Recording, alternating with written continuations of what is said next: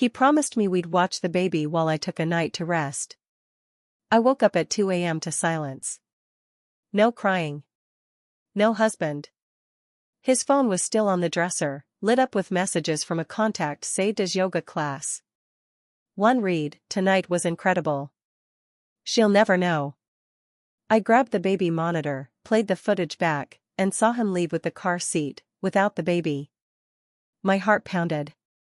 He'd dropped her off with his sister so he could sneak out.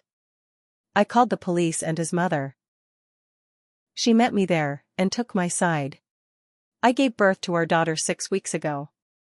My body still hurt. My mind felt foggy. I was bleeding, sore, and constantly on edge. Sleep was like a memory from another life. We live in Spokane, Washington. It's quiet.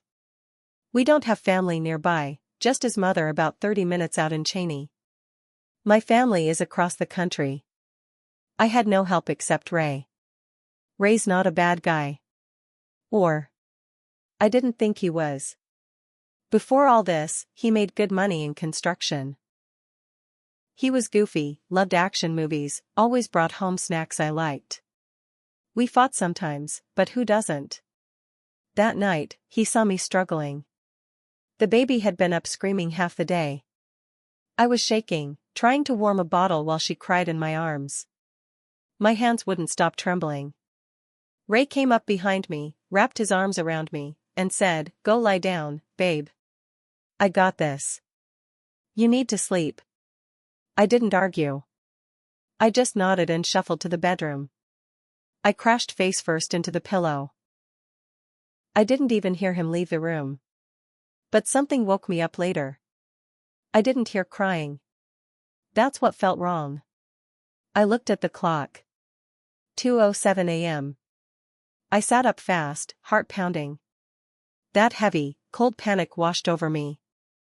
I looked beside me, Ray wasn't there. The bed was empty. That alone was weird, but not terrifying. Maybe he fell asleep in the recliner with the baby. It had happened before. Then I saw his phone glowing on the dresser. He never leaves his phone. Ever.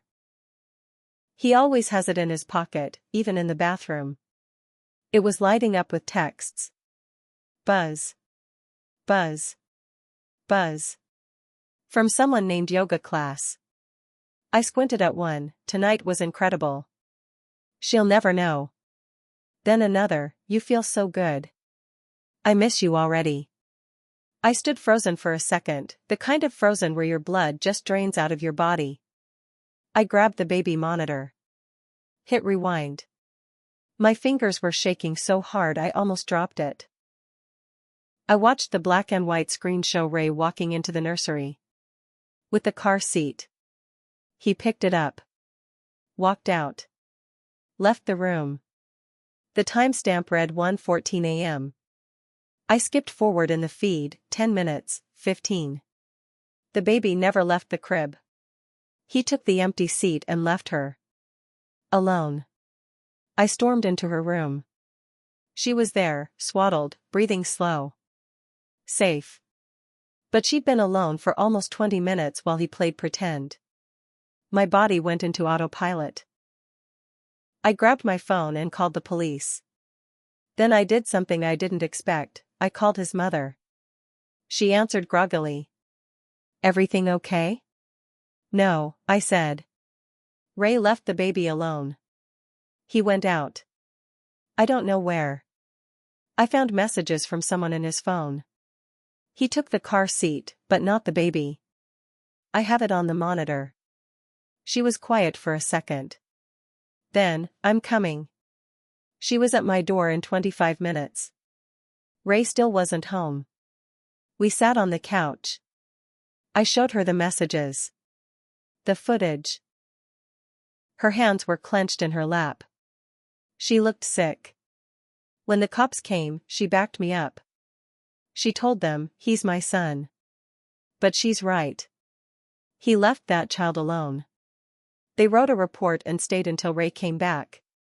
He walked through the door around 3:15 a.m. Smelled like sweat and cheap perfume. looked shocked to see the cops and his mom. "Where the hell were you?" I asked. He stammered. I went to get formula." I held up the monitor. "Without the baby?" He froze. The officer stepped in. "Sir, we need to ask you some questions." His mom looked at him like she didn't even recognize him. She turned to me and said, "Whatever you want to do next." "I'm with you." I didn't sleep the rest of that night. After the police left, Ray tried to talk to me, but his mom stepped between us. "Don't," she told him. "You need to leave her alone." He looked furious but didn't argue. He packed a small bag and left with his tail between his legs. The baby started crying again around 4 a.m., and I held her tighter than I ever had before. Every time I closed my eyes, I saw that video of him walking out with the car seat like he was playing some sick game. Like he didn't just leave our newborn alone so he could screw someone. The next morning, his mom came back. She had 2 coffees in hand and paperwork. "I called my lawyer," she said. "He's drawing up custody protection forms for you." I stared at her. "I know my son," she said. I thought he was growing up, but I was wrong. He's not safe around that baby if that's how he acts. I asked her, "Did you know about her? The woman in his phone?" She shook her head. "No. But I'll find out." And she did. By the next day, she'd sent me screenshots. The woman wasn't from any yoga class.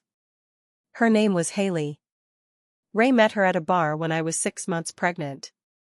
She worked nights as a bartender in a place downtown. They'd been seeing each other for at least 3 months. The texts were nonstop. Photos. Videos. Laughing about how boring I'd become.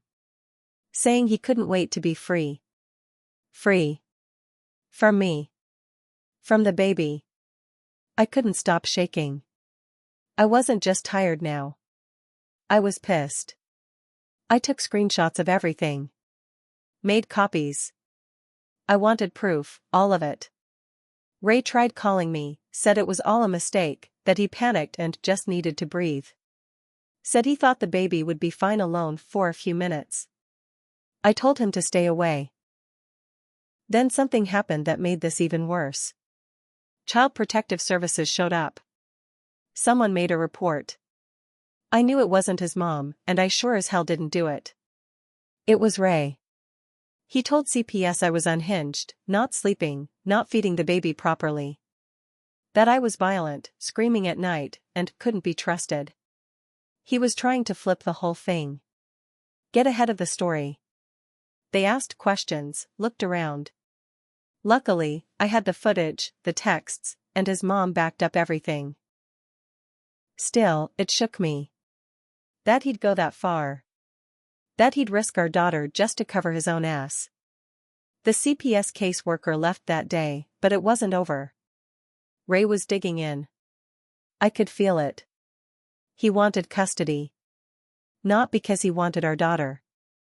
But because he didn't want to lose. I started sleeping with the baby monitor clutched in one hand and my phone in the other. Ray had vanished from our lives for a few days after CPS left, but then his name popped up in my email. He was filing for temporary custody. Full custody. His claim? That I was mentally unstable, emotionally abusive, and had postpartum psychosis. He submitted a statement saying I had a history of depression. He even included screenshots of old texts where I vented to him during the pregnancy about feeling overwhelmed. He twisted everything. Made it sound like I was a danger to the baby. That I was the one who left her alone. I called his mom. She was silent for a long time before finally saying. He told me he was going to get aggressive. But I didn't think he meant this. I asked her, "Do you still want to be involved?" She said, "More than ever." He's not getting that baby. Not after what he did. I hired a lawyer with the help of her and my cousin, who sent me money from Boston. It wasn't cheap. But I needed someone who could fight. I gave my lawyer the footage. The texts. The CPS report. His mom even wrote a sworn statement against her own son. Then came the worst day. Court. Ray showed up in a suit. Hair slicked back, clean-shaven. He looked like a damn commercial for fatherhood. His lawyer tried to make me look like a hormonal wreck. He said I was sleep-deprived, unfit, didn't have a support system. Then they played a clip from the baby monitor, but cut it. They stopped it right before he picked up the car seat. Claimed it was inconclusive. But my lawyer stood up and said, "Play the rest." The judge saw the full footage. Saw him leave with an empty car seat. No baby. Saw the timestamps. He looked right at Ray and said, "You're telling me this was responsible parenting?" Ray's face dropped. But then his lawyer pulled another card. They introduced Haley. She was sitting 2 rows behind Ray, all dolled up like she was at a club. They claimed she was a witness to my emotional instability. She got up there and lied. Said I threatened her in messages, I didn't. Said Ray had told her he was scared for the baby's safety. That I was obsessed with punishing him. I felt like I was drowning. The judge didn't say much that day. Just that he needed more time to review the evidence. More time. Meanwhile, Ray kept texting me, trying to bait me. Should have kept your mouth shut. She's better off with someone sane. Good luck in court, psycho. He wanted me to snap. But I didn't. Instead, I did something else. I found Haley's ex. He was tagged in old photos with her from before she met Ray. Took me an hour of scrolling and creeping. I messaged him and asked if he ever knew her to lie in court. His response? She was arrested for false testimony last year. Lied under oath for her cousin in a custody case. I have the court records. I stared at the message, not breathing. He sent me the documents. Haley had lied in another custody battle, and got caught. I printed every single page of those court records. My lawyer's eyes lit up when I handed them over. "This changes everything," she said. We filed to reopen the evidence in our case and submitted the documents on Haley's false testimony. It took less than a week before the judge called us back in. Ray showed up again, confident, smug like always. But this time, Haley didn't walk in behind him. She was nowhere to be found. The judge opened the hearing with a statement, "We have new material that directly challenges the credibility of Mr. Whitmore's witness." Then he read the summary of Haley's past, false testimony, perjury, lying in court. The judge's tone changed completely after that. He looked right at Ray and said, "You brought a known liar into my courtroom. That alone is a serious offense." Ray tried to talk. Said he didn't know, that she never told him. But it was over. The judge denied Ray's request for custody. In fact, he did more than that. He restricted Ray's visitation rights and ordered supervised visits only, pending further review. Ray exploded in the hallway after court. "You destroyed me," he screamed at me. "You turned my own mother against me." I just looked at him and said, "No. You did that all by yourself." Then I walked out. I didn't even flinch when he punched the wall behind me. I left with my daughter in my arms, the way it should have been from the start. That night, Ray's mom came over. She held her granddaughter and whispered, "You'll never be alone again, sweet girl." A few months passed. Ray didn't show up for his supervised visits. Not once. His lawyer eventually dropped him. I heard through the grapevine that Haley dumped him, too, probably when she realized he was broke, exposed, and no longer a thrill. I filed to terminate his parental rights after the 6-month abandonment mark. It went through. He's legally nothing to her now. And me? I'm rebuilding. Sleep is still hard. Trust is harder. But my daughter smiles when she sees me.